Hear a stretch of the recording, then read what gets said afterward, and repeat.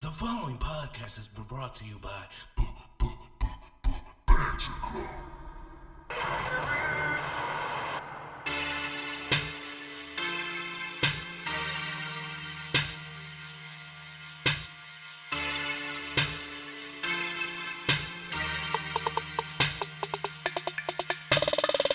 Born in goodies. La da da dee da da da da. La da da dee da da da da. La da da dee da. La da da da dee da. La da Fyter Fest and the Great American Bash. The Great American Fyter Fest.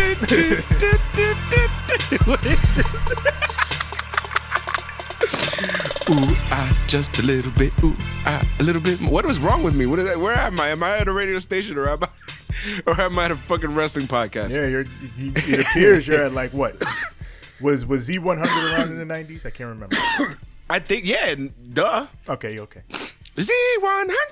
No, yeah, it's the other pop station I'm thinking of that's newer. Yeah, Z100. Z100 is the OG. What's the new one? There was another one. It's like 90 something point something. I haven't listened to the radio in years though, but it was new. You know what was always around? La Mega se pega, la Mega se pega, la Mega. That shit's still around, ain't it? Yep. See billboards for it everywhere. Nah, you know what's great about La Mega, which is fucking hilarious? They used to always do those morning like prank shows and shit. Like they started that shit, I feel like. They used to go ham, man. Like they used to literally crank call anybody and everybody. Cause you know old Spanish people don't have caller ID. Well, not now. Nowadays they got nieces and nephews and shit, and they be teaching them shit, and now they all got fucking Spectrum, so they see everything on their TV before they even pick up the phone. Yeah. Josefina, ¿cómo tú estás? Oh man. Well, Tevin, I'm the Angel of Death 6XL. I already just fucking fucked up your name, but it's fine. I already introduced you more or less. I'm sorry, but you can still introduce yourself. Yeah, just to double it up, it is I, TJ the Great. TJ the Great. We are the Banter Club, and we are here to discuss the Great American Fyter Fest. I'm hype about this. We're having little mini pay-per-views in the middle of July. Well, in the beginning of July, sorry. Yeah. And then, next week is my birthday. And the day before my birthday, we get part 2 of this. Yes. So. Thanks for the birthday gift, motherfuckers. Yeah. NXT, in their haste to compete, and they have been competing. The last 2 weeks, they've won the ratings battle. So everything they're doing is working. And we had 2 fucking really good shows tonight. Bangers. Yeah. Bangers. Both companies came out swinging on this one. So with no further ado, shall we get started? Oh, before that, ladies and gentlemen, Vince McMahon bought Evolve. Oh, yes, he did. That's right, pal. My empire grows, and it grows, and it grows. Everything, pal, it's going to be mine soon. That all elite crap, that's next. Now that I've got more indies under my wing, I've got all the indies. Vince McMahon has officially become Jadakiss. For those of you who saw that versus battle, I know exactly what I'm talking about. Yeah. Jadakiss is Vince's mood after purchasing Evolve. Yo, let me tell you something, though. When I get married... This man had the gall to be like, niggas is drunk right now. You, Jada, you are niggas. You are niggas, Jada. He a grown-ass man. He don't need no water. Oh, my God. Yo, let me tell you something. Hip-hop has been more interesting than wrestling in the last few weeks, and I'm sorry, it's true. Now, without further ado, I'm going to throw it up. Throw it up. Hoop it. Where you going? I caught it. Toss it over to the other side. It's on this side. Can you stop fucking? I said remind me tomorrow. It's not tomorrow yet. All right. Got it on this side. Over there. Right. Oh, it went this way. Nope. Wasn't doing over there. Now bouncing.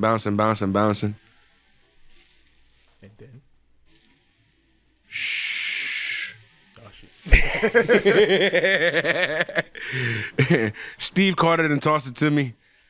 Get it back to you, son. Let's banter. AEW Dynamite Fyter Fest, night 1. Yeah. We open up with Le Champion, Chris Jericho coming out for commentary, joining Jim Ross, Excalibur, and Tony Schiavone. Speaking of drunk. Right? The best commentary foursome that has ever been, owing largely to the fact that Chris Jericho just gets sauced and says whatever he wants. Mm-hmm. He wastes no time, and why would he, with this first match? MJF and Wardlow, MJF and Wardlow, taking on Jurassic Express, Jungle Boy, or as you know JR said, Jungle Jack Perry, with Luchasaurus and Marco Stunt. Yo, that promo Jeff cut. Throwing daggers, son. He said you made it off of your daddy's money. Ooh. That 90210 / Riverdale money. They shooting. Gigantic shithead Jeff. Jeff. But Luchasaurus gave him his lickings in this match. Oh, hell yeah. He paid for talking shit about Sir Luke Perry. You shouldn't been talking shit. Shouldn't have been talking shit, Jeff. But then we get the hoss fight we all want to see, Luchasaurus and Wardlow. Amazing. I love to see when dudes that are a little bit bigger do some agile things, because as most of you know, Tevin is a very tall man, yes, and I am a very wide man. Yes, and that being said, we like to see guys our size do crazy shit, yes, because nobody expects it. So keep on doing that. And, don't do it too much, because then they're going to expect it. Yeah, then it won't be special. Wardlow, he hits a swanton bomb on Luchasaurus. That shit was cool. It hits a 2 count. Lucha kicks out of it. MJF, he gets the Dynamite Diamond Ring, which, he's been using that to administer the power of the punch. Yeah. And he goes to hit Luchasaurus with it, but Luchasaurus ducks. He pushes him into Wardlow. MJF starts yelling at Wardlow, like, can't you do anything right? And Wardlow's like, I'm sorry. And then that's what fucks them up even more. You know what it reminds me of? What? Bye-bye. You see how the big cat is always shook of that little tiny bastard cat? Yeah. Or like the little mobster, what was it? I forgot the Muggsy. You remember that shit? So it reminds me of that, like dynamic of like the smaller guy who's, a shit talker and a lot smarter, telling the big oaf, like off. But he doesn't realize that if the big oaf wises up, then he's fucked, you know what I'm saying? Yeah. He's gonna get his ass whooped by the bigger man, because the bigger man, is a lot more capable. Before we started recording, I was shitting on, the whole little bathrobe that Jeff had. He has, this 24/7 lining on freaking pink velour and Furberry all over him. It looks gross. It's ghastly. But you want to know what looks even more hilarious? What? That Great Canadian Bash fucking jacket Chris Jericho had. What the fuck was it? Looked like a picnic table. It looked like a straight up picnic table, my nigga. Like, I don't know what was going on with that shit. With little what do you call it, maple leaves? Yeah, it is one of the loudest jackets I've ever seen Chris Jericho wear. And Chris Jericho specializes in wearing loud shit. Yeah, that shit was fucking hilarious. I was cracking the fuck up. I was like, what is... And during this match, he starts doing like a little bit of like a lucha commentary, which had me crying. Yeah. I'm like, what are you doing, fam? Like, you can't do... See, me being a really big fan of like lucha back in the day, I used to watch CMLL every fucking Sunday and Saturday along with AAA. I used to watch this shit heavy when I was a kid. I stopped, now, because, I got shit to do. I'm an adult. But back when I was a kid, weekends was just for the boys. So, you know what I'm saying? I used to watch my wrestling and shit. And it sounded just like that, but he's so goddamn drunk that, it sounds like it sounds like some of the Spanish words. But he cuts off so many words that it sounds hilarious. He's just... I think he got super bopped before even coming out there because he was. It was like obviously he knows Spanish, but he's fucking he's saying it so fucked up because he's inebriated.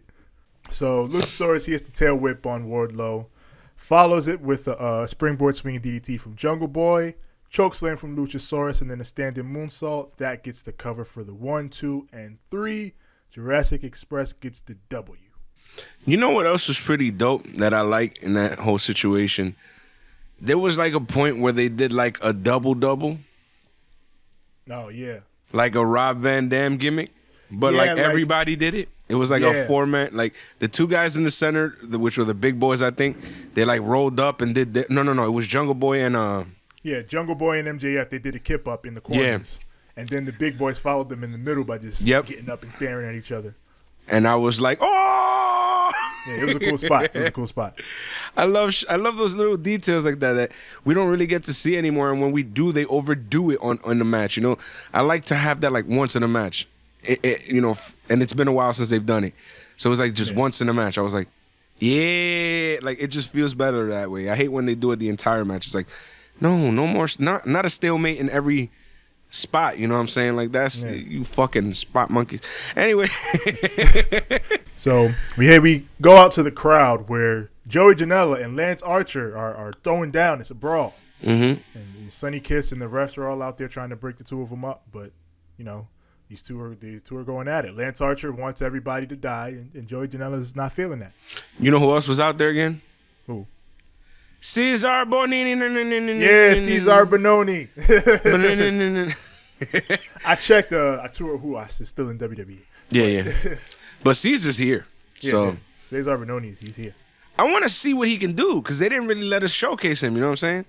Yeah, like he didn't really get to do much in WWE. Nah. He had a few spot matches here and there, and obviously he was on the road. But see what this guy's got. Put him on dark. So up next, AEW Women's Championship. Yo, before anything, this match was low-key fire. I did not expect that. I was like, oh, this is good. Penelope Ford versus Hikaru Shida. This was Penelope Ford's biggest match to date, obviously. This was her opportunity to show what she can do as, a singles woman in this division and not just, Kip's manager. And homegirl showed up, all the way up. Mm-hmm. She showed all the way up. You know what it reminded me of a little bit? Do you remember that match with Bianca Belair? And I think it was it Shayna? Yeah. Where, like, this is the first time that we saw, like, Bianca Belair in that capacity, and I was just like... her and Shayna. Shit. This is what that felt like. It was like Penelope's, like, coming out party. That shit was fucking goat. Yeah, like, man, AEW's women's division is going to be just fine. I keep telling people that. They're going to be fine. They got talent there. It started off a little shaky, but it's getting there. And there's a lot of things that Penelope Ford brings to the table that I'm like, you remind me a bit of a young Trish Stratus over here. But all right, cool. It's impressive to have a hot blonde actually stand out for once in a wrestling company. Incredible. It's been a long time. So, again, this match was really good. Kip Sabian, he starts out trying to interfere, but ref tosses him out right away. Like, we're not doing this. This is for the championship, 1-on-1. Man, you know what it is with these fuck boys. Yeah, but the fuck boy, he takes Sheeta's kendo stick. He's waving it around and shit. He puts it in his mouth. Yeah, like what? Come on. Pause, bro. Pause. Yeah, what you doing? Pure fuck boy shit. But fucking Sheeta hits this big running knee lift on the apron. Fucking Penelope Ford flew off of it. She looked beautiful. She backdrops onto the top turnbuckle and she goes for a splash, but Penelope Ford is able to dodge. She goes outside and grabs the title belt, but the ref stops her. And that, of course, causes the distraction. So Kip comes in with the kendo stick, but Sheeta sees him coming. Knocks him in with the roaring elbow. Hikaru Shida whooped Kip Sabian's ass. After a while, she was like, all right, I had enough of you. I'm going to whoop your ass. I'm going to whoop your ass. Yeah, she got her ass serious, son. So Penelope, she comes back in, hits the back handspring stunner, speaking of Steve. Yep. Yeah. Yo, she does it mad smooth. Yeah. She's pretty good with that thing. I was like, oh, you got things. Yeah. A lot of people use, that handspring stunner. Yeah. Arguably too many people, but hers is good. Hers is good. Hers is good. Yeah. I feel like Leo, Lindsay. Is it Lindsay who does one? Lindsay does one, yeah. Yeah, so Leo, Lindsay, and I mean, but it's the way they do it because it has that little extra step to it. Yeah. It makes it a little less impactful, which makes it all right to me. I don't know if that makes any sense. Yeah. No, I get what you mean. Like if they came in with a straight up stunner like Kevin Owens, then it wouldn't feel as special. But because of the fact that they add that little extra movement to it, and they all do the springboard a little different, you know what I'm saying? Yeah. Like the way Penelope before is just like forward, back. You know what I'm saying?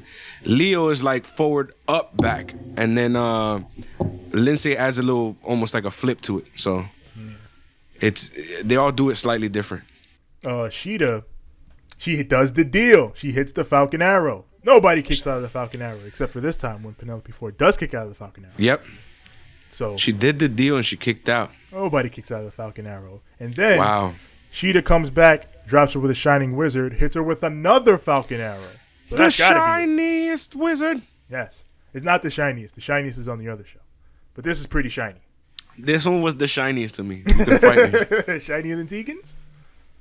Mm-hmm. They got to fight now. Sorry, Lady Kane. So she hits the Shining Wizard, goes for another Falcon Arrow, lands it. 1, 2, he got him. No. She kicked out of the Falcon Arrow twice. Fucking JR even. Nobody kicked out of the double deal. You deal out of the double. You can't kick the double. JR looked like his head was going to pop. Right? This is Excalibur's meme and JR stole it. Yep. She kicked out of the damn deal. Nobody kicked out of the damn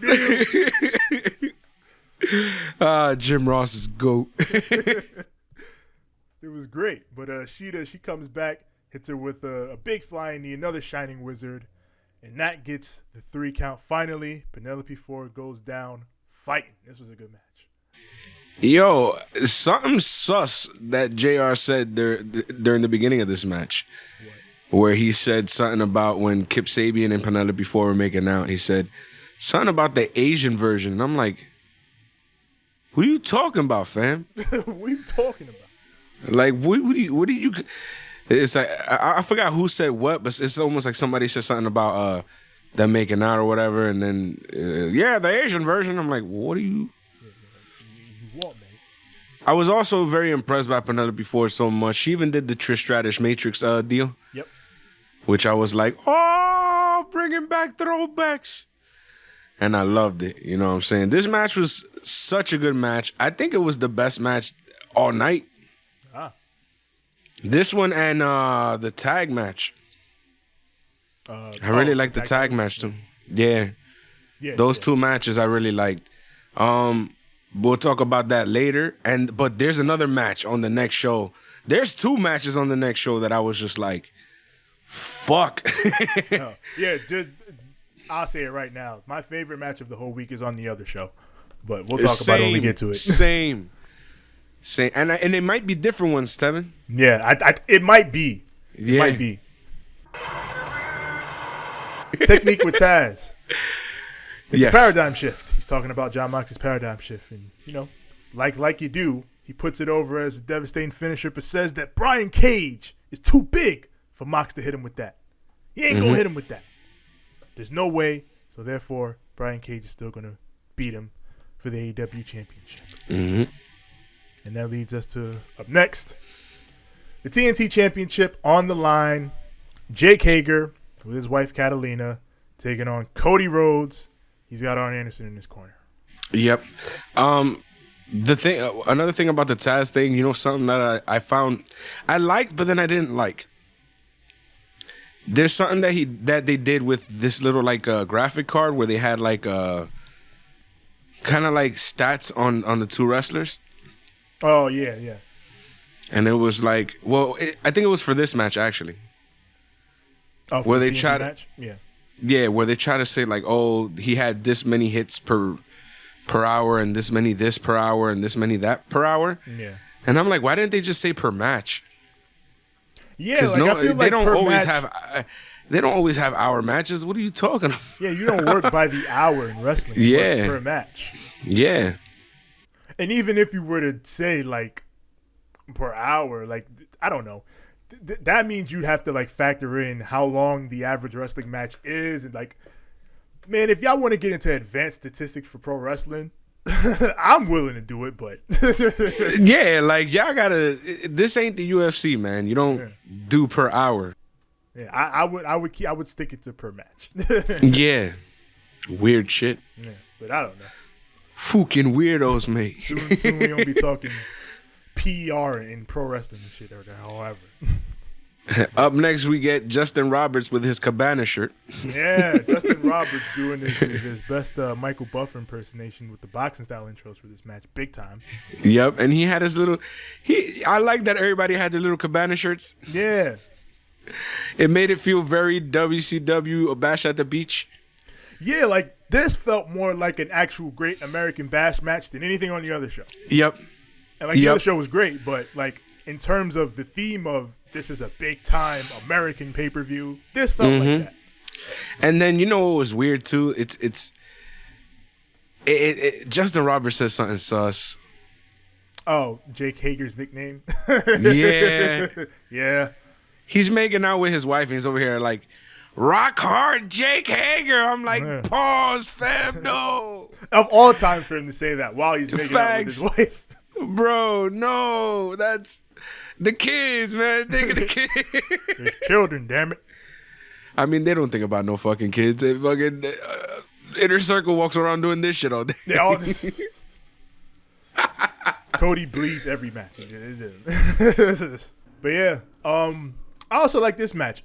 I've thought for a while that they've been overbooking Cody's matches a little bit. Like they've been doing so much in his matches. And they did a lot in this match too, but I thought it all made sense, especially because of how they set it up with the press conference and everything with Arn and Catalina. And I thought all that made sense. I thought it all worked. I thought Jake Hager looked really good in this match.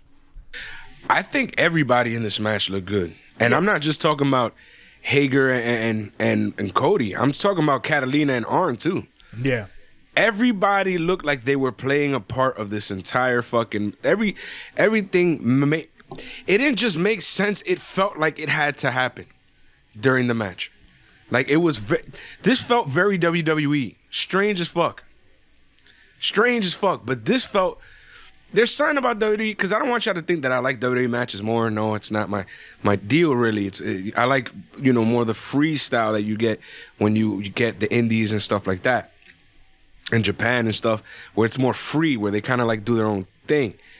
But this was two guys, this is going to sound fucked up, two WWE boys having a good old wrestling match. And I like that shit. It was just different. It's been a while since I've watched a good old wrestling match, other than Randy and Edge the other day. Oh, yeah, the greatest. Man, that's the only thing that bothered me. Is like if y'all didn't call it that, I would have actually been like, yo, this was a poppin' ass match. But instead, y'all want to call it the greatest, and I'm like, but it's not though. I don't know. It was a good match. I don't know why they did that. Yeah, that's what I'm saying. They could have just left it at being a really good match, and everybody would have been down with it. Yeah, it is what it is. At the end of the day, I like this match so much. There were certain points in this match where, like, Catalina got involved and Arn got involved, that just, it fit so perfect. And then at the end with Dustin, why did I say Dusty? Yeah. Dustin's running at the end to ultimately even odds, which definitely makes sense because he was the angriest one when Catalina did the shit at the press conference. So, again, all Cody, this is Cody's style. These heavy moment / storytelling matches. And again, the last couple of times he's done it, I feel like it's been a little overbooked, but this time I think it worked out perfectly. I enjoyed this match. Arn's talking trash to Hager on the outside of the ring. I love him. Yeah. He's the fucking man. But Cody hits springboard plancha on the Hager on the outside because Hager chases Arn down. Cody goes for crossroads, but Hager counts into the triangle. He's got him in the triangle, so Cody's got nowhere to go but up and over. And he pins him for the 1, 2, and 3.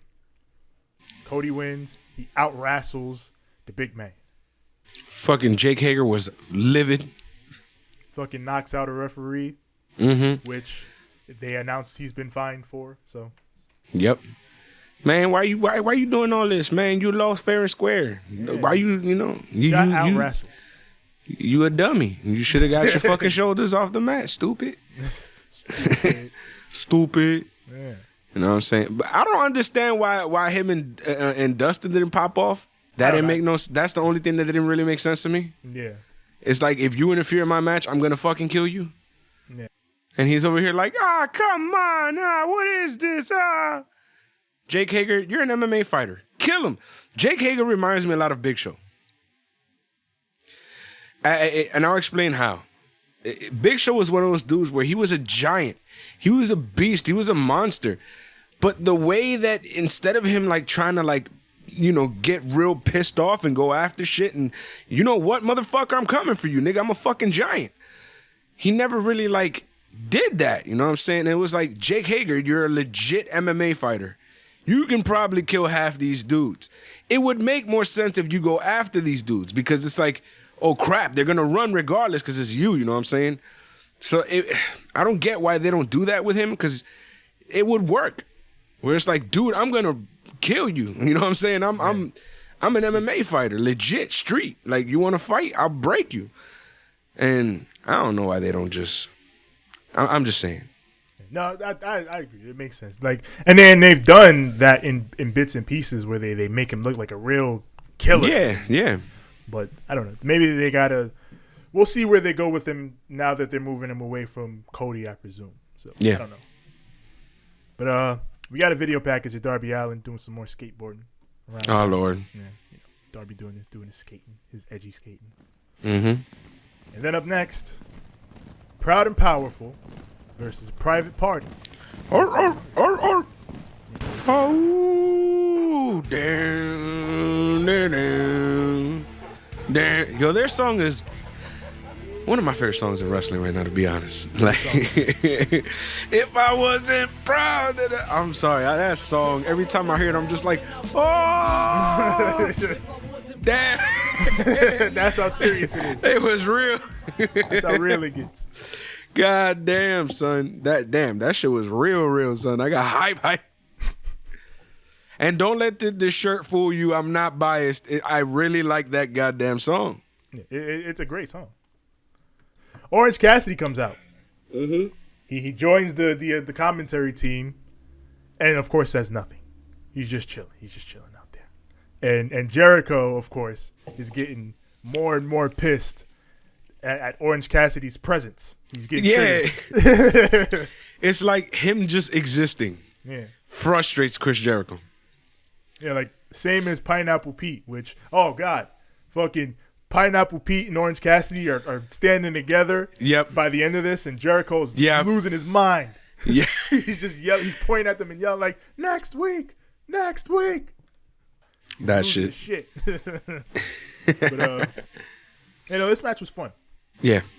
Yo, did Private Party get a new theme song that sounds like a mix between Razor Ramon and Jake the Snake Roberts and a techno song? What?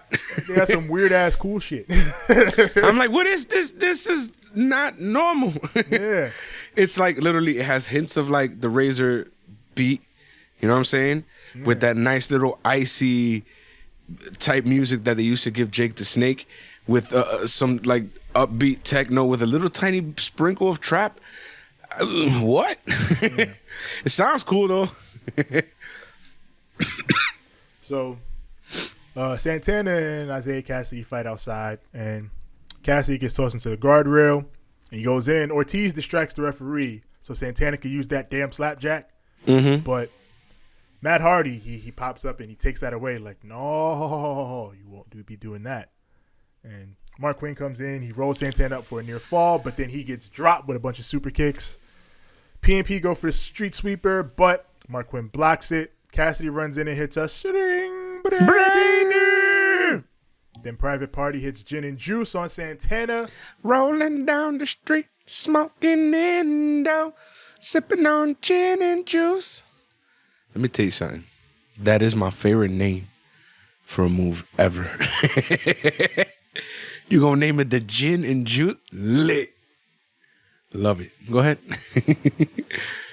Private Party gets the big win over Proud and Powerful. We got Dasha in the back with the tag team champions, Adam Page and Kenny Omega. So Hangman, he's like, listen, I love the Best Friends, and those boys definitely deserve a shot at these titles. But how much you deserve dries up once you get in the ring with me. And Kenny says we have beaten every single team that AEW has thrown at us, and this week is not going to be any different.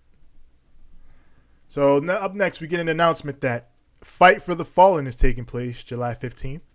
And that is when the Jon Moxley and Brian Cage title match will take place. It has officially been rescheduled. Taz comes out, and he's like, I imagine you think we're pissed about this. But we're not really.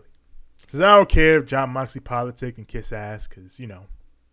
He says Mox is concerned with the health and well-being of everyone at AEW, which I can get, but I find it weird because you've been tested twice, Mox, and you're negative. And I'm sure if you were to come next week, you'd get tested again because we don't run a sloppy shop here. And then you see Brian Cage in the background with the pew. Yep, because he's shooting, brother. Yeah. They shooting. Made you look. Says the only thing you got, Mox, the only case you got is a case of the chicken shits. Woo! Jon Moxley is afraid of Brian Cage, and he should be. Yep. He's going to beat your brains in, and he's taking that title from you. So, of course, the big thing in this promo was, we don't run a sloppy shop here. Which, you know, apparently some people in WWE are mad about that. Eat a dick. What the fuck are you mad for? You should have been tested. It's absolute facts. If it was a lie, I understand y'all getting tight, but it was a fact. Right? Like, I don't, there's some people I don't think understand, like, because WWE handled this COVID situation so poorly and unprofessionally, they fucked up another company's title match because Renee Young got COVID and her husband, who is the AEW champion, had to self-quarantine for 2 weeks to make sure that nobody in AEW gets COVID. That's WWE's fault for not fucking testing.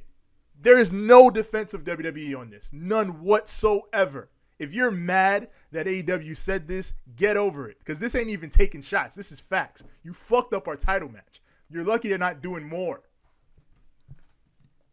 I ain't got nothing else. So you fucking hit it right on the head, son. Shit.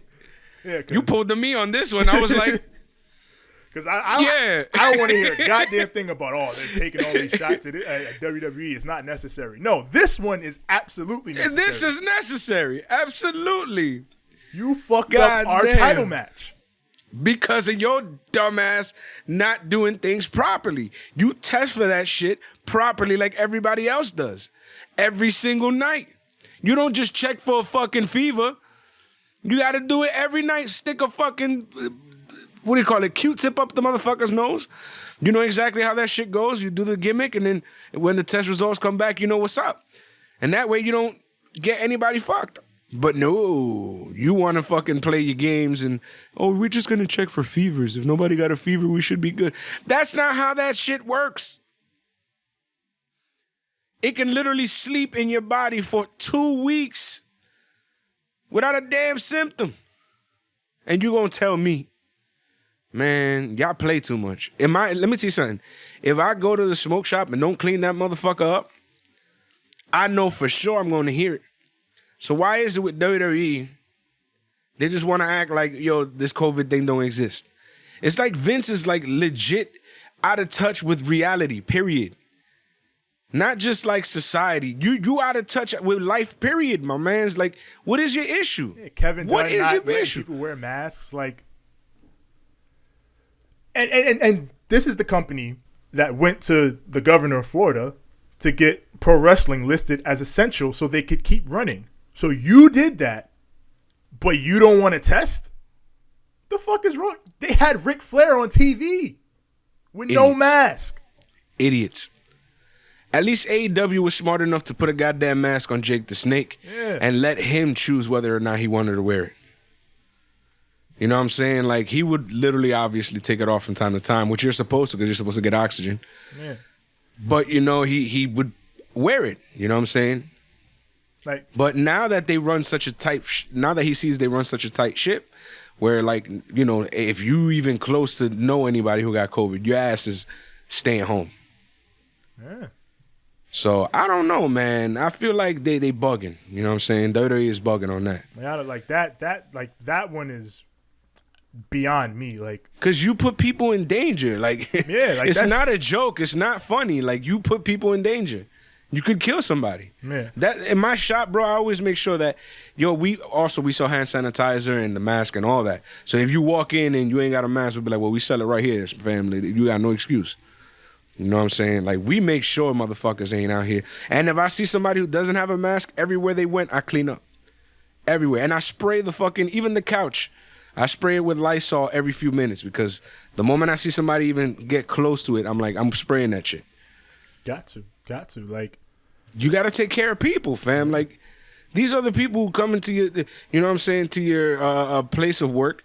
You know what I'm saying? They're your workers. They're over here making money for you, and you're not gonna take care of them? You stupid. Like, a lot is made of WWE's hiring practices and the way they hoard talent and all the shit they do as a company in terms of their professionalism and everything. But like, this one is non-negotiable. You gotta if you're gonna run shows, you got to do testing. You got to do thorough testing. You got to be on top of this shit 100%. Mm-hmm. Like, especially with some of the guys they have, you know, on staff there, older, immunocompromised. Like, obviously, a lot of those people, Kevin Owens went home, Roman Reigns went home. Like, and they're smart for doing that. Yeah. And they're smart. And if more top talent did that, then WWE would be in a different situation. You feel me? I feel like they would be shook right now. Yeah. It's crazy. And to be honest, it's like, what top talent? Because at this point, most of their big names are gone. Yeah, they've already lost most of the top talent. Yeah. Yep. The few people that they got left is like Drew, Orton, Edge, because I don't know why. Right, like, Big imagine. Show came back. The fuck? Why is Big Show back? He's a damn giant. What? It's 2020, fam. Big Show, go home. Go home, Big Show. God damn, I ain't got nothing against him. I love the big fella, you know what I'm saying? But shit, son, like, it's COVID, fam. Yeah, go home. You don't need that right now, man. Nah, man. You good, bro. You paid your dues, fam. Go home. Main event time. Whoop, whoop. For the AEW Tag Team Championships. Mm-hmm. Adam Page and Kenny Omega take on the Best Friends. Bam, bam, bam, bam, bam, bam, bam, bam, bam. Best Friends. Hey. Being driven to the ring by Trent's mom. His mom. Well, Trent. Oh, wait, I can't say his last name, so I'm just gonna say Trent B's mom has got it going. I'm gonna say B because we can't say his it's AEW, not WWE. We can't say that name. Right? Trent what? Don't worry about it, all right? But yes, the Best Friends. They Trent's mom drops him off. He's a big supporter, man. I love Trent's mom. She's the best. Oh, honey, have a good match, all right? Yeah. I could just picture. Oh, I picture that shit, yo. So I wish my mom was supportive like that shit, yo. Right? Like, get you parents like Trent and the fucking Young Bucks. And Triple H, yo. Yeah. You know his parents were like, yo, as long as you do your schoolwork, you can go to the gym and wrestle and do whatever the fuck you want. My parents didn't want me anywhere near wrestling. They were just like, get away from that shit. And I'm like, well, I'd probably be a lot smaller right now if y'all let me actually be about that life, you know what I'm saying? Yeah. But y'all was trying to fight me so bad on it. It's violent. It's not good for you. And I'm over here like, stupid. There's a lot worse shit in the streets that already make it more violent. Yeah. Like, where we live is violent. Right, we're surrounded by violence. Exactly. Like, that's not what makes a child violent. What makes a child violent is what they grow up around, not what they're watching on TV, you know what I'm saying? It's up to you, the parents, to teach them right from wrong. And my parents always taught me right from wrong. I wasn't out here fighting people for the fuck of it. I was, fighting people because I live in the hood. and motherfuckers test you. It's a whole different situation. So about this match, Tevin. This was probably my favorite match on this show. This match was fucking great. It was my favorite match of the show, period. Yeah. Yeah. Really, really, really damn good. FTR, they pull up to the announce table about midway through. They got a cooler. They got some beers, you know. Yeah. Paige and Omega, they go for the last call, but Trent ducks out. Chuck drags Kenny to the floor and throws him into the barricade, and the best friends hit strong zero for the 1-2. He got him. No, Kenny breaks it up. That one got me because that looked like the finish. Fucking Chuck pulling Kenny out, and they got me there. Mm-hmm. So Chuck and Kenny start throwing elbows at each other. Kenny hits the V trigger, goes for the one-winged angel, but Chuck reverses, hits the awful waffle. Yeah. Kenny dies, and now it's time for the hug. The boys bring it in. They give a big hug. Zoom in, zoom out. Deadeye gets a near fall for Paige, and then he hits the buckshot, and that gets the 1, the 2, and the 3. Hangman and Omega retain. Man, who would have thought that fucking the pillars of AEW's tag team division would be Hangman Page and Kenny Omega? Never. What? Never. Now, here's the crazy shit, right? Like, I look back to, like, when they made that tag team, and I was just like, this doesn't make any sense. Then I, like, start watching them wrestle together, and I'm like, I want them forever. Right? Like, all right, never mind. These two are a fucking great team. Yeah. But it's because I feel like a lot of that goes to the fact that Kenny is one of those dudes that he knows how to be a team player, but he also knows how to be a star. Yeah. Which is pretty dope. There's very few people who can actually pull that off. You know what I'm saying? I feel like this team is doing that for both of them. I feel like it's because I feel like I see it every week. Like I miss Kenny doing single stuff, and then they see Kenny have these fucking dope ass tag matches, and they're like, oh, I can't wait to see Kenny go singles again. Because once we see Kenny Omega going 30 minutes one-on-one with somebody, that'll be something special. And then Hangman building his characters, he's been building it, and same as Kenny having these crazy great matches. I can't wait to see Hangman going one-on-one with guys again. And I feel like this tag team has been unexpectedly amazing for both of them. I agree, man. That this idea of them being a tag team has been something that came out of left field and then just went above and beyond what it should have. And I thank them because, like, without them, the tag team division wouldn't have gotten to where it is right now.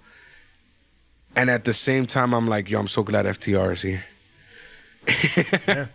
Because up next. Oh, man. So, celebration is on. Yeah. FTR, they come in. They offer the boys some beers. Like, all right, good match, boys. Here's to you. So, Paige, of course, you know, that boy drinks. Yeah, of course, he but take the beer. But there's Kenny, another dude. Yeah, he don't. Kenny's like, should have gave him a glass of milk. See, but that pissed me off outright. I'm not even a heavy drinker. But if a man gives you a whole ass beer and you know you don't drink, just be like, oh, I don't drink, blah, blah, blah. I'll go get a glass of milk or whatever. I'll join y'all. You know, I want to be a part of the situation. It's just I don't drink. Yeah. You know what I'm saying? And then I'll be like, I don't want to waste the beer. Take your beer back. I'm going to go get a drink. I'll come back out here. We celebrate. But Kenny, what the fuck? Yeah, see, I ain't a big time drinker myself. But I know if you hand me a beer, I'll just hand it back to you. Like, no thanks, brother. Here you go. Yeah. Kenny, that's a fighting gesture. Yeah. They were, Hangman was tight. Yeah. Because that man drinks. It took the Bucks to come out to try to, like, smooth shit out. Yeah, the Bucks came out, tried to smooth everything out between them because, their boys are here and their boys / rivals over here. Yeah. But even the Revival, they're not their enemies. Yeah, that's why I said boys / rivals, because it's like they have this, we respect you, but we're going to fight you because we want to be the best type thing. Yep. So it's an interesting dynamic with all these teams. Like, I feel like it's coming to a head at like AEW. I think will be ready to main event a show with the tag titles at some point. I think we're headed there. I'm with it. I would love to see something like their version of like a TLC. Yeah. You know what I'm saying? Like, I would love to see something like that. Because I feel like AEW vibes right now this year remind me a lot about like early 2000s WWE. Yeah. If you catch my drift. Like, you remember how it felt when we were kids, and for some weird reason, there was an air about WWE at the time where it was just like, this is like the funnest thing like going right now, you know what I'm saying? And I feel like that's how I feel every time I watch AEW. I always said like the first maybe 3 months of 2001 and like, I don't know, like the last couple months of 2000. So that period in general are like the peak. Yeah. The peak. Because like from October on, shit is already going crazy because it's 2000 and Rock is on top and everything. Then Austin comes back. Yeah, that's what made it hot. Like, Austin comes back, and then not only is he's trying to figure out who ran his ass over, he's also like slowly turning more and more heel. So it was an interesting period in wrestling. It was like, ooh, what is going on here? This is fucking insane. And then they acquired WCW right after that. It was just like, this is like you felt you. See how I told you earlier that right now I feel like there's something in the air that's about to pop? Yeah. Same shit back then. There was something in the air where we knew something was about to boom. And that ended up being WrestleMania 17. And that was it. Cause, dude, when you think about it, where could you go from there? That was the best wrestling pay-per-view I've ever watched. Yeah. To this day, it's very few ones, you know what I'm saying, that I'll be like, nah, that was to me, that was the best. Match-wise, my favorite Austin match will always be Brett versus Austin, but a second favorite was also from that year. Do you remember? Which one? Austin versus Trips. It's 3 Stages of Hell. Oh, yeah. That's maybe my favorite match of all time. It's up there. It's up there. And then at the end, when Austin gets pissed and just beats the shit out of Triple H anyways. Yeah. After he lost. And then he looks at him from the crowd like, I'm about to, not the crowd, from the ramp. He looks at him like, I'm about to run back down there and whoop your ass again. Shit was great. That Triple H Austin feud to me was like the shit. When he fucking flipped the fucking car. Oh, yeah, Survivor Series. I'm telling you, that whole little feud with Triple H and Austin to me was just like, holy shit. You know, that's one of my favorite feuds. That was one of my favorite feuds. And it took place during that time period that we're talking about. That we're talking about, yeah, that's what I'm saying. That's how it all correlates. That, and I feel that about AEW right now. I feel like there's something about a boom. And I'm waiting for it. There's something in there. I can feel it in the air. I can hear it in your voice. But yes, that was AEW Dynamite Fyter Fest Night 1. Yes. I'm going to give you a stunner, and then yes. That's how good that was. I loved it. Tevin, how did you feel? I really enjoyed it. It was a hell of a show. Got me hyped to watch this next show. Oh shit! It's going back up again. Oh shit! It's going back down. Down it goes. Ladies and gentlemen, it is NXT. My time. It's my word. It's more time. It's more time. My time. It's time. And all I'm that. gonna tell you like this. Are you ready to talk about the Bash of Americans that is great? The Great American Bash, because I own it, not Cody. He can hold the big ass grip. It's mine. Well, with that being said, let's Banter. Spits water. This show opens with a number one contenders fatal 4-way elimination match. And before that, they had like this amazing video package of God knows what. Yeah. It was just insane. The Macho Man Randy Savage and the Dusty Rhodes and all the guys of the Bashes of America's past. Yeah. All these guys, that this thing that Dusty Rhodes came up with that you won't give to his son. Mm-hmm. But yeah. Ooh, shit! You know what I totally forgot about? What?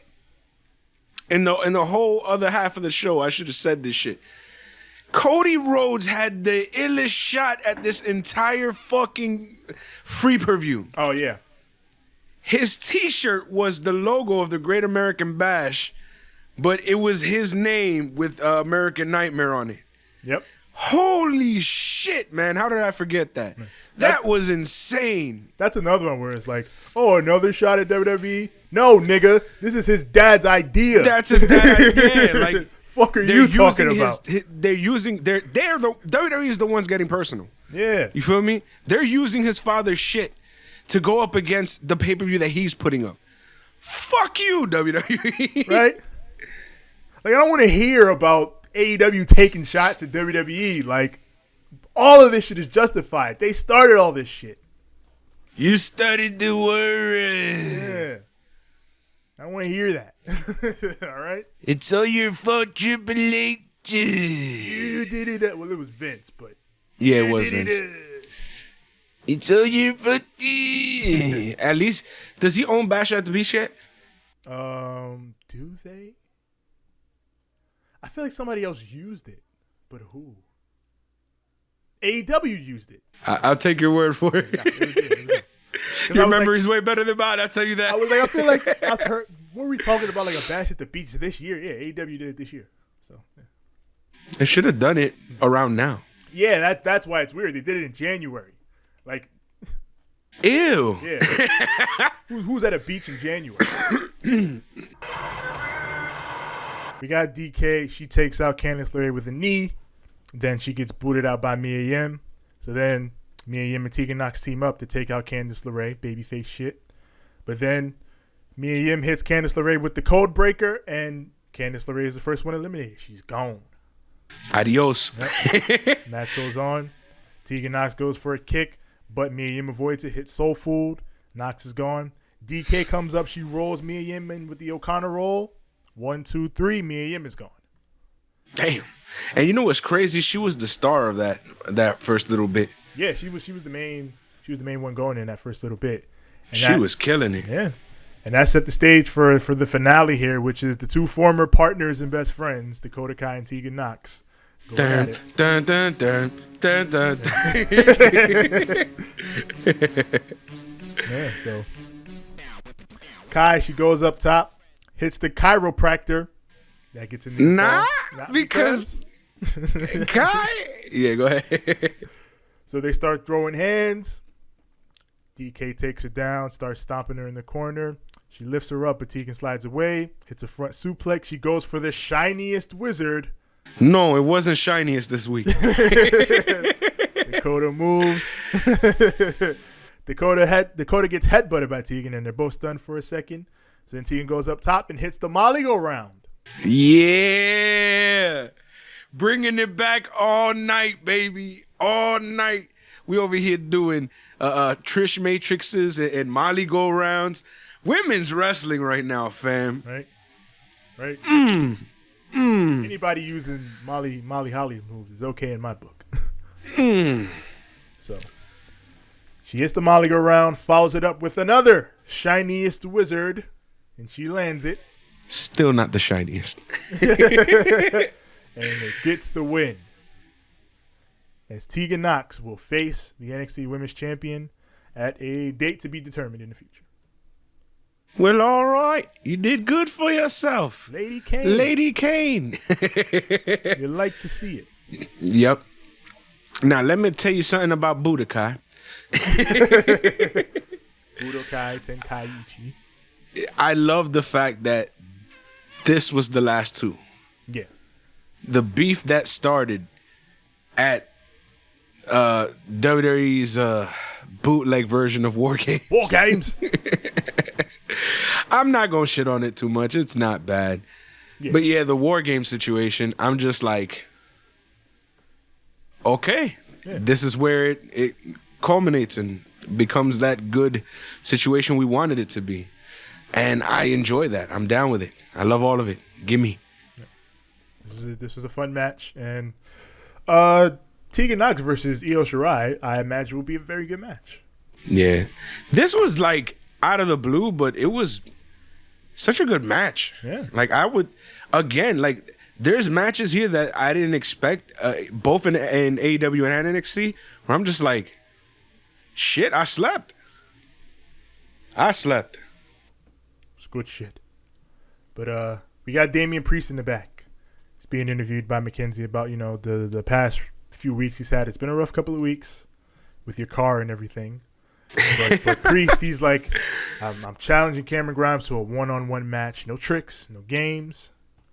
And this beating I give you will live forever. Yo, Cameron Grimes is a piece of shit, but we'll talk about that later. Yeah. Yo. Sasha and Bailey are backstage.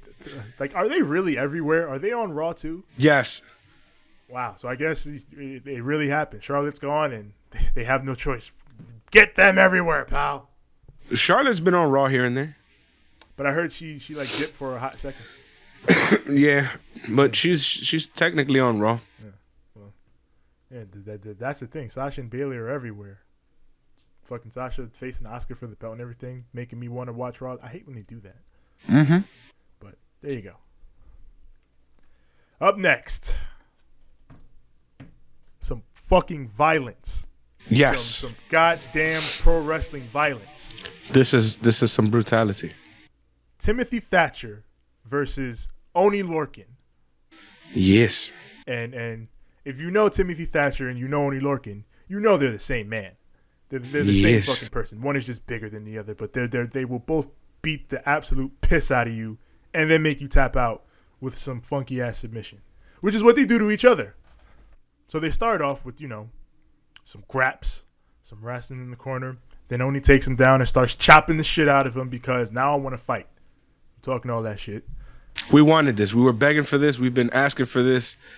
Give us these two, and they delivered. And they even did the whole I wear blue, you wear red thing. Yeah. Red Oni blue. Love it. I love to see it. Fucking Thatcher hits this awesome ass judo throw and transitions into an armbar immediately. Clean. As somebody who used to do Shitu Ryu, like, fuck yeah.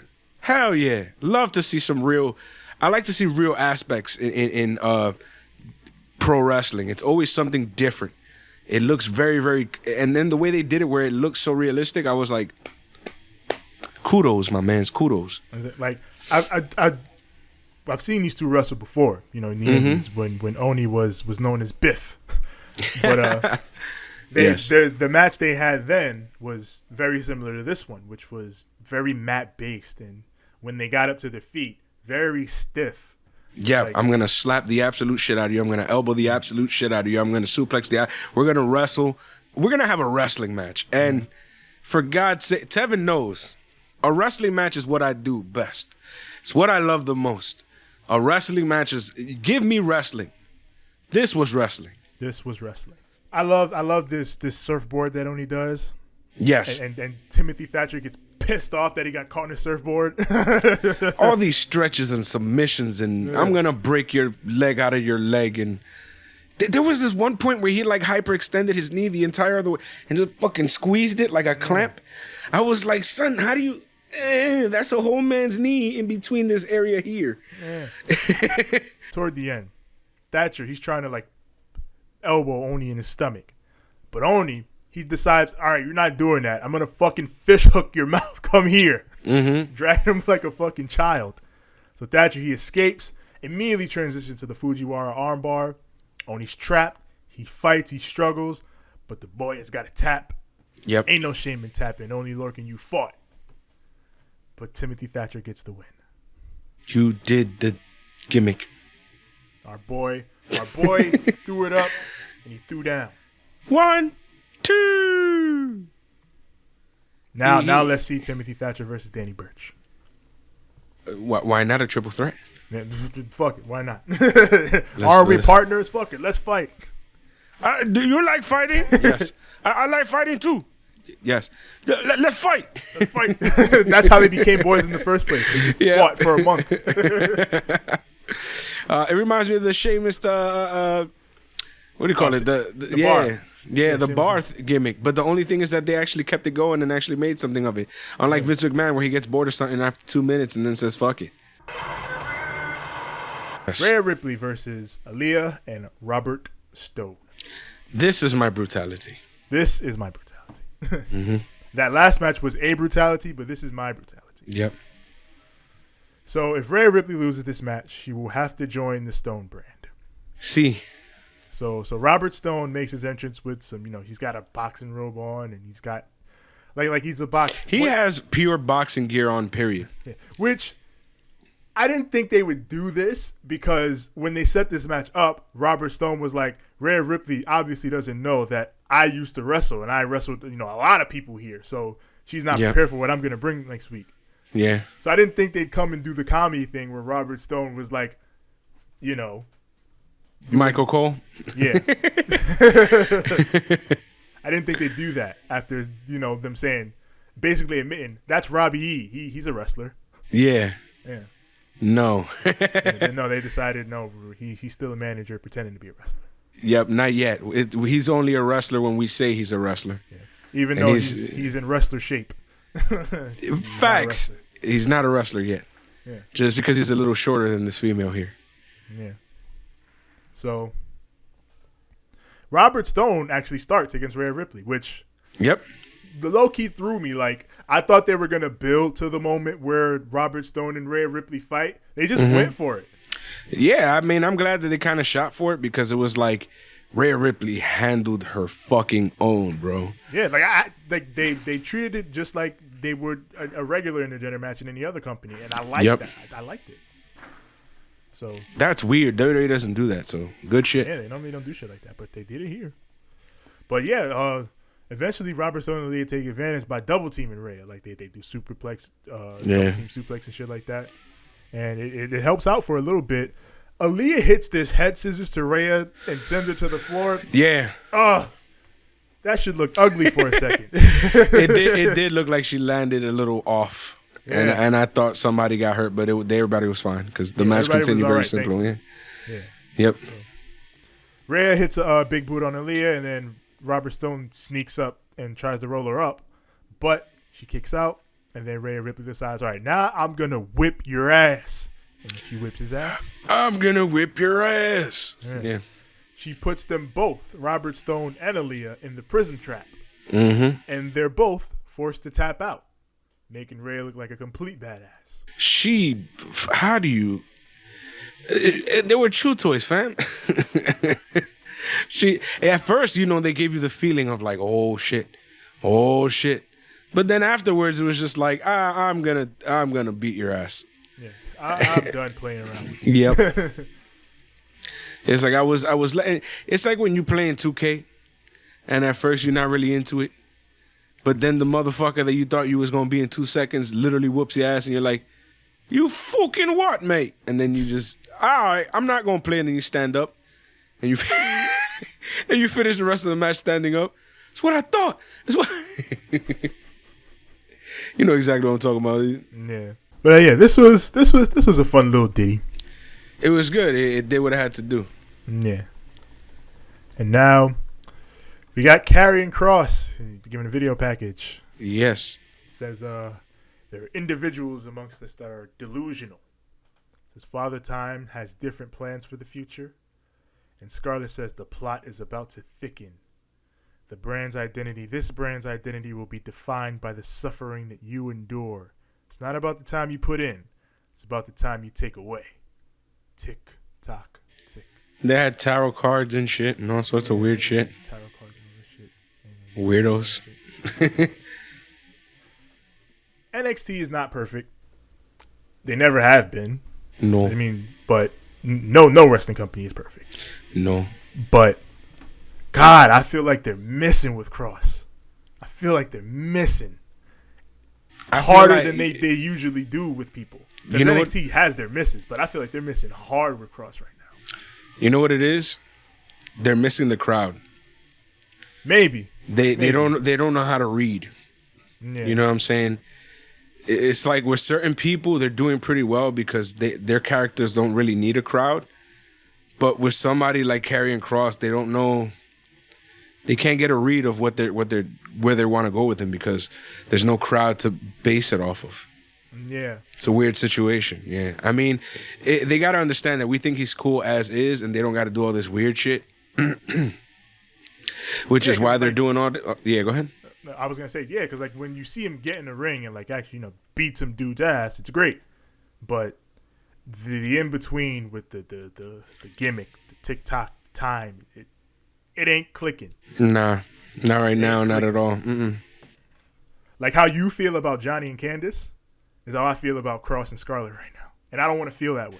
Like with Cross, to me, though, it's more of a airy feeling. It's not as bad as like with Gargano. I'm tired of his shit. I don't want to see him anymore. Like that's how bad they fucked up with Johnny Gargano with me. I'm just like I don't care for you at all. I'm not there yet. But yeah. I'm not feeling with Karrion Kross, it's just like you're there. You know? Yeah. It's not as go away as they've gotten Johnny Gargano to be to me. Yeah. Yeah. But that's the thing going on with Kross. Yep. Tevin, are we looming yet? It's time to loom. Yes, loom time. Loom. I'm sorry. NXT's first ever strap match. Roderick Strong versus Dexter Lumis. Usually strap matches suck. Yep. But some are good. If you got the right guys in there, they know how to make it work. Hopefully NXT has the right two guys to get it started on the right foot. And honestly, I thought this was pretty fun. And just like I always joke about Dexter Lumis reminding me of Stunning Steve, they must have thought he really was Stunning Steve because they put him in a Caribbean strap match. The part of Savio Vega will be played by Roderick Strong. Oh, man. It is what it is, man. Yeah. Tevin? Poor Roddy is still shook at the beginning of this. Mm-hmm. Like, so the ref is trying to strap them up, get them ready. But Roddy's like, nah, I can't do it. He tries to get away, but we talk about how Dexter Lumis is always looming. Yes. I felt like he was looming this whole match. Like, Roddy would cut him off and then suplex him and bash him into some shit. Yep. Then Lumis would eventually just get up and, like Michael Myers or some shit, and start walking toward Roddy again. Like a serial killer. That's what he is. Yeah. His name is Dexter. Yeah. But I like that's his character in his matches. Like, he's a fucking serial killer. Whatever you do to him will not be enough to keep him down. He will forever remind me of that goddamn poster of Steve Austin at what was it, Unforgiven? Oh, the three heads. It's the eyes, man. It's the glossed over eyes. Just like a madman. Yeah. This whole match, I'm just like, he's insane. Yeah. I love this match.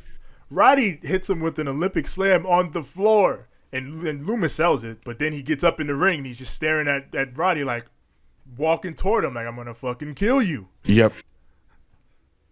No wonder Roddy is so shook. And then, so his car is at ringside.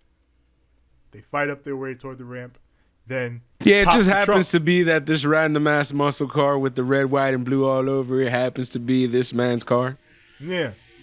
Come on boy now. Popped the trunk. So I'm outside of the club. You think I'm a paw? He ain't got nothing in that trunk, but he's trying to put something in that trunk. And Roddy's like, no, I can't do it. So, but Lumis ties him up, hits him with the Uranagi, wraps the strap around Roddy's face and applies the silence, yokes him out, and he gets the win. Forever looming. Forever looming. Would you like to loom some more? He loomed and he took his target out. Yep. So I guess Roderick Strong is dead now. Long live Roderick Strong. Rest in peace, Roddy. Yeah. We get a video package for next week's big match. Keith Lee versus Adam Cole for both the NXT and NXT North American Championships. This feels like a big match. Yep. I'm excited for it. I think, again, like I said before, I wouldn't be shocked if Adam Cole retained, but I also feel like if there's a time, this could be the time for Keith Lee. Keith Lee! Yeah. So we got EO backstage warming up for a match with Sasha tonight. Getting ready. Yeah. Then we see Johnny Gargano and Candice LeRae looking disappointed. They're going to get interviewed, but on site. Candice LeRae sees Mia Yim. Mm-hmm. So she just runs up to her, and then they just start fighting. She just hits her with the, what up, though? Yeah. Candice on site. Yep. Isaiah Swerve Scott pops in out of nowhere, and he's trying to break everything up. But then yeah, Johnny what was that all about? Yeah, I guess he was just like, oh, wait, let me be a decent guy here and stop all this. But then Johnny's like, you get out of here, all right?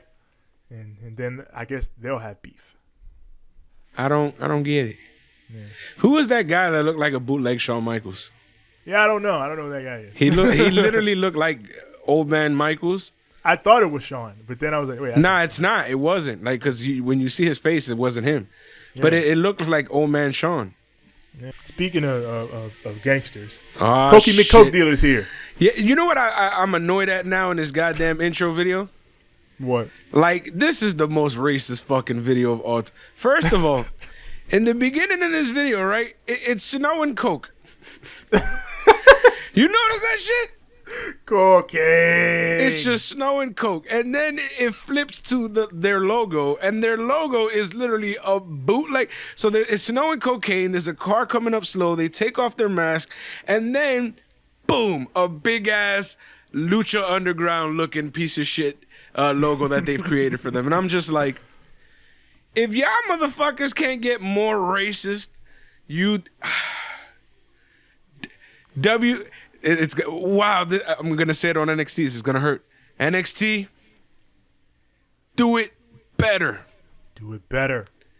This wasn't supposed to be you, NXT. No, we're not supposed to say that to you. Damn, son, that shit. This feels hella racist, bro. It's like, and then the sad shit is he only really talks Spanish to Raul Mendoza because I don't know Joaquin Wild actually knows Spanish. Yeah. So it's just Joaquin Wild is just this. I got a Spanish name, but I'm just gonna nod my head every time he speaks Spanish. On the other hand, he's talking to Raul. Raul's over here like cracking up, knowing exactly what he's saying. Isn't that right, carnal? Yeah, carnal. So our favorite Coke dealer, Santos Escobar, fucking ring. Oh, man. I'm sorry they are. It's true, though. Their group has a name now. Their trio has a name. Yes. Legado del Fantasma is their name. So Escobar says, Lucha Libre culture used to mean something. It used to transcend just the wrestling ring. We were movie stars, icons, heroes, role models, all of which is true. Now it's a sideshow. The people settled. They think Lucha Libre is just guys in masks doing flips. But they're wrong, because this is more than a mask. We are going to rediscover the true roots of Lucha Libre in our image. We're going to restore the honor and leave a legacy to be proud of. We're going to right the wrongs, and we're going to show everybody what it means to be a true Lucha Libre artist. We are going to build our empire. But then Drake Maverick comes out. Yep, and he comes out with the stupid foam around his neck. Yeah, he's got the foam around his neck. He looks all goofy and beat up. Yeah. But no. He rips it off, runs his ass down to the ring, fucking gets jumped. But while he's getting jumped, some people just decided to have his back. Who are those people, Tevin? Yes, Tyler Breeze and Breezango run down to make the save for the homie Drake Maverick. Well, all right then. That's some badass shit right there.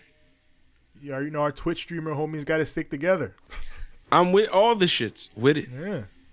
Dango, he challenges them to a 6-man tag match on next week, night 2 of the Great American Bash. Yep. Says you'll have nowhere to hide. The bash of Americans that are great.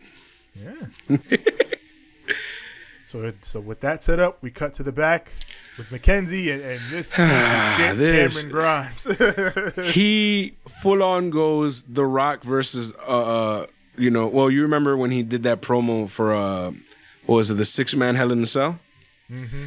Where The Rock starts shitting on every wrestler, but he shits on The Undertaker. Yeah. He does that same exact voice to make fun of our boy Punishment Martinez, a.k.a. Damian Priest. Yes. Says, for a man that claims he'll live forever, you're sure in a hurry to come after me. But you don't got to worry about the past because I got my foot on the gas. He says, either Keith Lee or Adam Cole, whichever one of you wins next week, I'm the number one contender after that. Cameron Grimes calling his shot. All right, if that's how you feel. Yeah, we got a Mercedes Martinez video. Yes. Which their women's division is more than okay. We're way too good right now. Yeah. So, main event time, non-title, but still nonetheless, my favorite match of this fucking week. Sasha Banks versus Io Shirai. This match right here. This was my second favorite. My first favorite was, it's going to sound weird, that strap match. Oh, the strap match. I love the strap match. I didn't think you'd say the strap match. I fell in love with the strap match. Wow. Yeah. I thought you were going to say, Timmy and Oni. No, I love that shit, but it was the strap match that dragged me into NXT yesterday. Like, I was watching it and I was like, oh. They did a lot of cool things that I didn't expect them to do. It was a fun match. Yep. And this was my second favorite match, but this was my favorite moment of the show. Well, the ending of this was. So, like, the ending of this match was bigger to me than my favorite match of the night. Yeah. So, it's like a 50-50 deal. Where, like, this is not my favorite match, but the ending of this match is my favorite compared to the other one. Sasha, she comes out in a whip like she did, all those years ago. With a corgi. With a corgi, yeah, she had a corgi with her too. So, to think, when she came out in a whip before, when she was on NXT, it was against Bayley. Now she's coming out with Bayley. Yep. Before Io even signed with WWE, Sasha had very openly online, be like, I want to wrestle Io Shirai. I want to wrestle Io Shirai.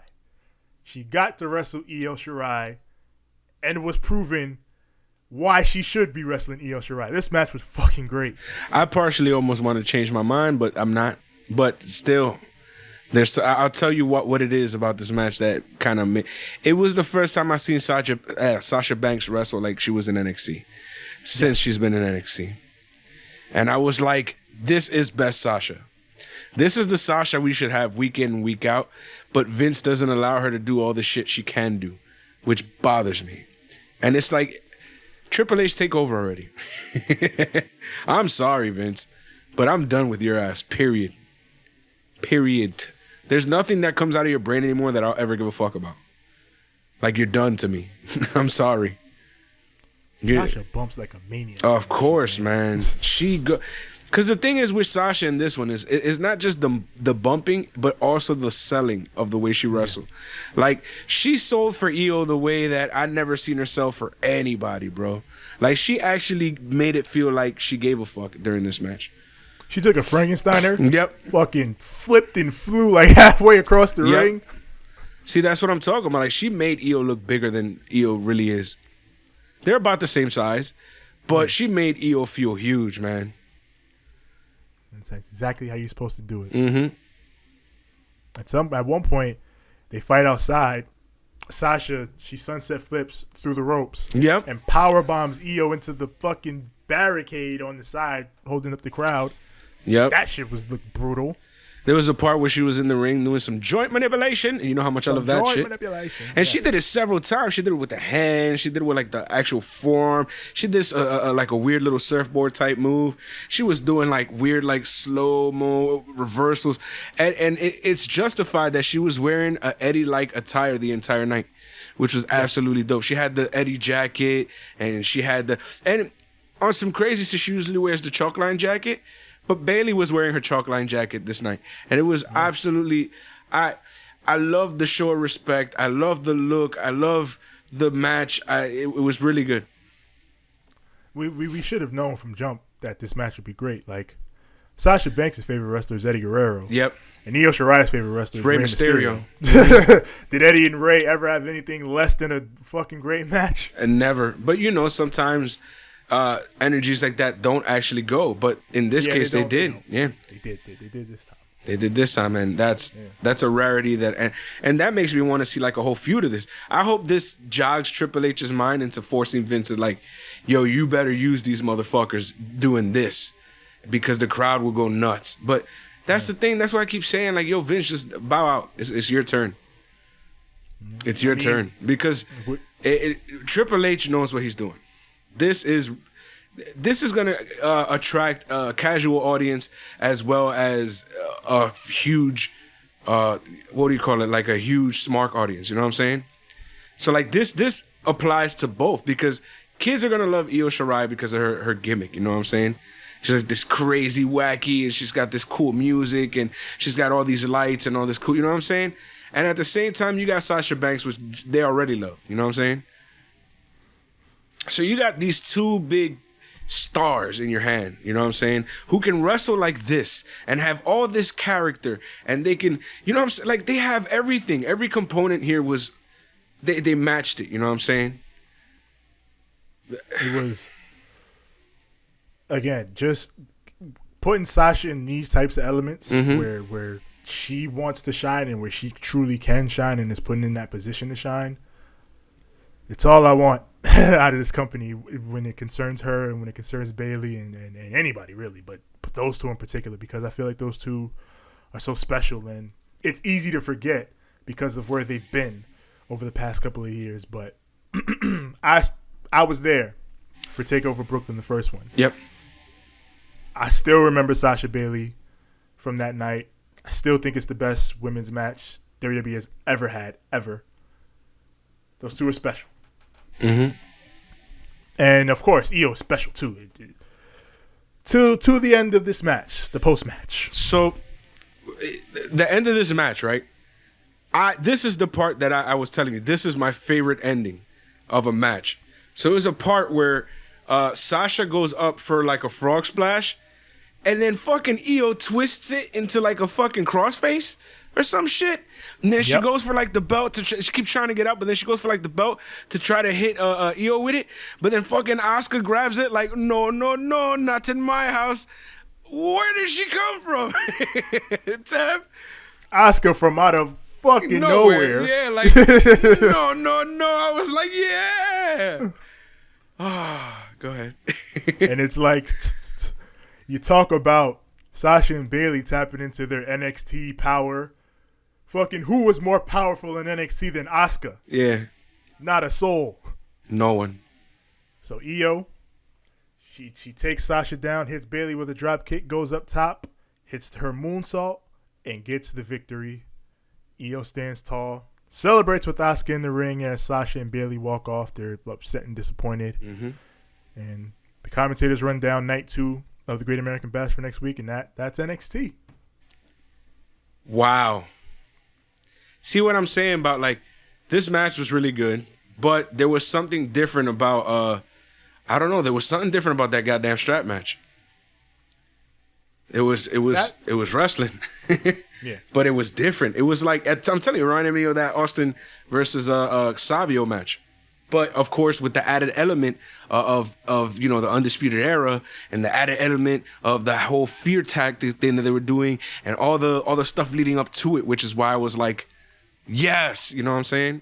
If you look at the Loomis Roddy match in terms of storytelling and character based stuff, I think that's where that match really shines. And we can look at Sasha and Io in terms of just two really good in-ring performers going back and forth. I think that's where that match really shines. Yeah. So two different matches that shined in different ways and were both really, really good. CC. Yeah, so. Two great shows, a fucking fantastic night of pro wrestling. And And it only set up what should hopefully be an even better night of pro wrestling next week. Yep. We got part 2 of these shows. Yeah, there was that moment, like before this match, we had like a good 15 minutes of just straight up hilarity because it was just like setup. It was almost like they threw all the setups to the matches in that one little space, and then we got the main event. Yeah. And then they added more setup to the next. At least they gave us 15 minutes of EO versus Sasha, which is hell yeah. That's all I need.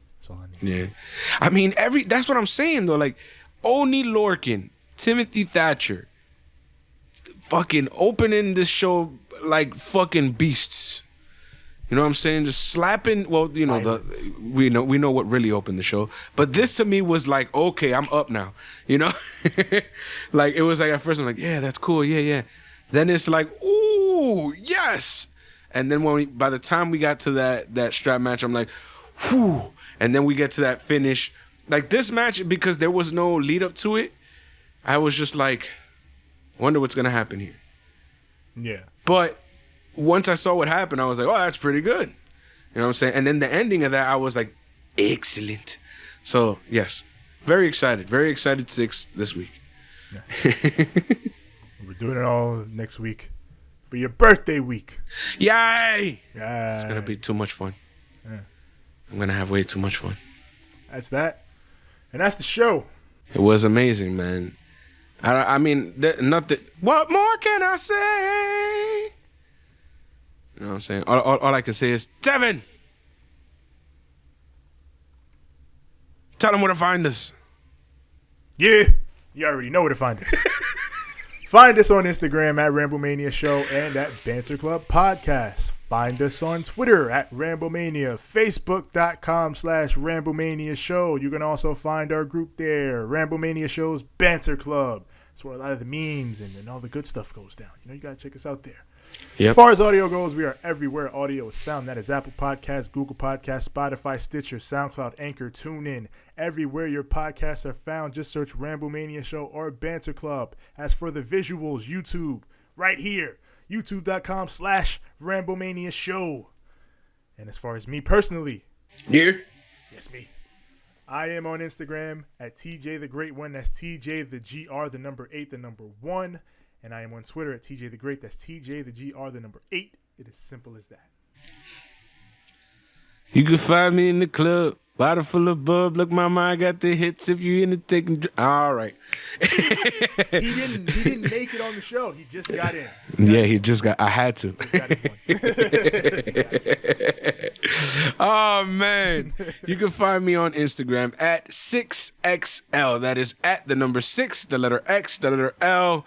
You already find me on the Twitter at SIIXX. Ain't I great? Woo! That is at SIIXX. Tevin, I'm gonna need you to hit him with a. Too sweet. Oh. And a good fight. And a good night. I'm